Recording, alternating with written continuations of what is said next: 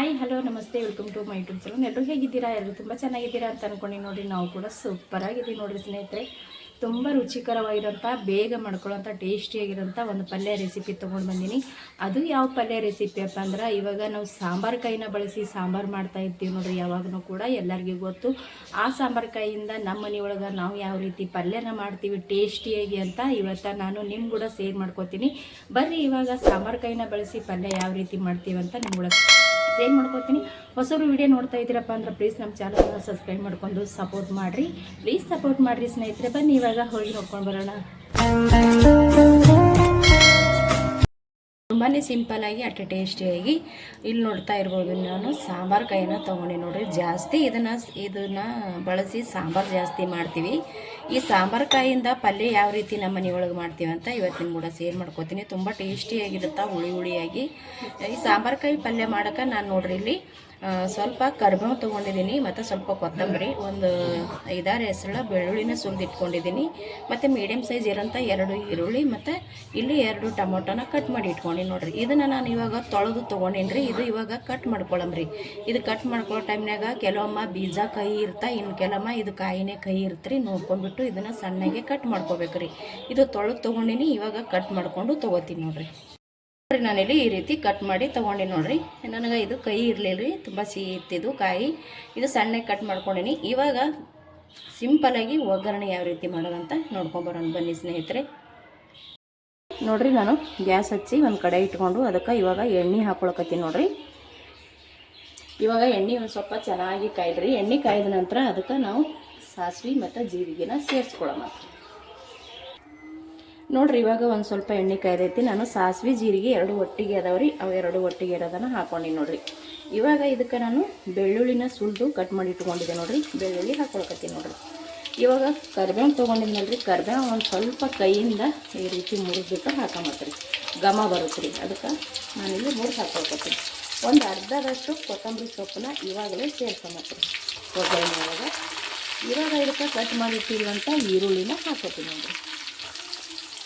ಈರುಳ್ಳಿ ಹಾಕ್ಕೊಂಡು ಸ್ವಲ್ಪ ಈರುಳ್ಳಿ ಕಲರ್ ಚೇಂಜ್ ಆಗೋ ತನಕ ನಾವು ಇದನ್ನು ಫ್ರೈ ಮಾಡ್ಕೊಬೇಕಾಗ್ತದ್ರಿ. ಇವಾಗ ಸ್ವಲ್ಪ ಈರುಳ್ಳಿ ಫ್ರೈ ಮಾಡ್ಕೊಳಮ್ರಿ. ಈರುಳ್ಳಿ ಒಂದು ಸ್ವಲ್ಪ ಫ್ರೈ ಆದ ನಂತರ ನಾವು ಇದಕ್ಕೆ ಟಮಾಟಿ ಸೇರ್ಕೊಂಬತ್ರಿ. ಇದು ಈರುಳ್ಳಿನ ಒಂದು ಸ್ವಲ್ಪ ಫ್ರೈ ಮಾಡಿ ತೊಗೋತೀನಿ ನೋಡ್ರಿ. ಇಲ್ಲಿ ಈರುಳ್ಳಿ ಒಂದು ಅರ್ಧದಷ್ಟು ಕೆಂಪಗೈತ್ರಿ.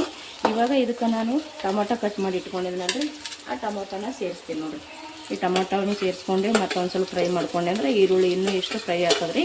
ಇವಾಗ ಟೊಮೊಟೊ ಹಾಕೊಂಡು ಬಳಿಕ ಇದಕ್ಕೆ ನಾನು ಒಂದು ಸ್ವಲ್ಪ ಅರಿಶಿಣ ಹಾಕೋತೀನಿ ರೀ. ಯಾಕಂದ್ರೆ ಬೇಗ ಮೆತ್ತಗಾಗ್ತದ್ರಿ ಇದನ್ನು. ಇವಾಗ ಇದಕ್ಕೆ ಸ್ವಲ್ಪ ಅರಿಶಿಣ ಸೇರಿಸ್ತೀನಿ ರೀ ನೋಡ್ರಿ. ಇಲ್ಲಿ ಒಂದು ಸ್ವಲ್ಪ ಅರಿಶಿಣ ತೊಗೊಂಡಿದ್ದೀನಿ. ಇವಾಗ ಇದಕ್ಕೆ ಸ್ವಲ್ಪ ಉಪ್ಪು ಕೂಡ ಸೇರಿಸ್ಕೊಳ್ಳೋಣ. ರುಚಿಗೆ ತಕ್ಕಷ್ಟು ನೋಡ್ಕೊಂಡು ಉಪ್ಪನ್ನ ಸೇರಿಸ್ಕೊಳ್ಳೋಣ. ತುಂಬ ಜಾಸ್ತಿ ಆಗೋದು ತಿನ್ನೋಕ್ಕಾಗಲ್ಲ. ಇವಾಗ ಉಪ್ಪು ಅರಿಶಿಣ ಹಾಕೊಂಡು ಬಳಿಕ ಚೆನ್ನಾಗಿ ಎಲ್ಲ ಕಡೆ ಮಿಕ್ಸ್ ಮಾಡ್ಕೊಳ್ಳೋಣ. ಟಮಾಟಿ ಬೇಗ ಬೆಂದು ಬಿಡ್ತದೆ, ಮೆತ್ತಗಾಗ್ತದೆ. ಈ ಟೊಮಾಟೊ ಮೆತ್ತಗಾಗೋ ತನಕ ನಾನು ಇದು ಕೂಡ ಫ್ರೈ ಮಾಡ್ಕೊತೀನಿ ನೋಡ್ರಿ. ಇವಾಗ ಟಮಾಟಿ ಮತ್ತು ಈರುಳ್ಳಿ ಎಲ್ಲ ಚೆನ್ನಾಗಿ ಫ್ರೈ ಆಗ್ಯದ್ರಿ. ಇವಾಗ ಇದಕ್ಕೆ ನಾನು ಸ್ವಲ್ಪ ಮಸಾಲೆ ಖಾರ ಮತ್ತು ಅಚ್ಚ ಖಾರದ ಪುಡಿ ಎರಡೂ ಸೇರಿಸ್ಕೊತೀನಿ. ಇಲ್ಲಿ ಮಸಾಲೆ ಖಾರ ಹಾಕೋತೀನಿ ನೋಡ್ರಿ. ಇವಾಗ ಸ್ವಲ್ಪ ಅಚ್ಚ ಖಾರದ ಪುಡಿ ಕೂಡ ಹಾಕೋತೀನಿ ನೋಡ್ರಿ. ಎರಡು ಸ್ವಲ್ಪ ನೋಡಿಕೊಂಡು ಹಾಕೋರಿ. ಖಾರ ಜಾಸ್ತಿ ಬೇಕನ್ನೋರು ಜಾಸ್ತಿ ಕೂಡ ಹಾಕೋಬೋದು, ಕಡಿಮೆ ಬೇಕನ್ನೋರು ಕಡಿಮೆ ಕೂಡ ಹಾಕೋಬೋದು. ಇಲ್ಲಿ 2 ಥರ ನಾನು ಖಾರನ ಸೇರಿಸ್ಕೊಂಡಿದ್ದೀನಿ ನೋಡ್ರಿ. ಇವಾಗ ಇದಕ್ಕೆ ಸ್ವಲ್ಪ ನಾನಿಲ್ಲಿ ಸಕ್ಕರೆನ ಮಿಕ್ಸ್ ಮಾಡ್ಕೊಳ್ಕತ್ತೀನಿ ನೋಡಿರಿ. ಸಕ್ಕರೆ ಇಷ್ಟ ಇಲ್ಲ ಅನ್ನೋರು ನೀವು ಬೆಲ್ಲ ಕೂಡ ಇದಕ್ಕೆ ಮಿಕ್ಸ್ ಮಾಡ್ಕೋಬೋದು ರೀ. ಇವಾಗ ಸಕ್ಕರೆ ಖಾರ ಹಾಕೊಂಡು ಬಳಿಕ ಇದನ್ನು ಒಂದು ಸತಿ ಎಲ್ಲ ಕಡೆ ಚೆನ್ನಾಗಿ ತಿರುವಿ ತೊಗೊಳಮ್ರಿ, ಎಲ್ಲ ಕಡೆ ಹೊಂದಂಗೆ ಖಾರ. ಇವಾಗ ನೋಡ್ರಿ, ಇದು ನಾವು ಕಂಪ್ಲೀಟಾಗಿ ನೀಟಾಗಿ ಇದನ್ನು ತಿರುವಿ ತೊಗೊಂಡಿವ್ರಿ.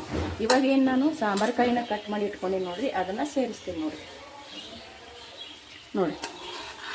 ಜಾಸ್ತಿ ನಾವು ಇದನ್ನು ಸಾಂಬಾರು ಮಾಡ್ತೀವಿ ರೀ. ಒಂದು ಸತಿ ಈ ರೀತಿ ನೀವು ಕೂಡ ಪಲ್ಯ ಮಾಡಿರಿ, ತುಂಬ ಟೇಸ್ಟಿಯಾಗಿರುತ್ತೆ ಪಲ್ಯ. ಸಿಹಿ ಖಾರ ಹುಳಿ. ಇವಾಗ ನೋಡ್ರಿ, ನೀಟಾಗಿ ಇದನ್ನು ಚೆನ್ನಾಗಿ ಎಲ್ಲ ಉಪ್ಪು ಖಾರ ಹೊಂದಂಗೆ ಇದನ್ನು ತಿರುವಿ ತೊಗೋತೀನಿ ನೋಡ್ರಿ.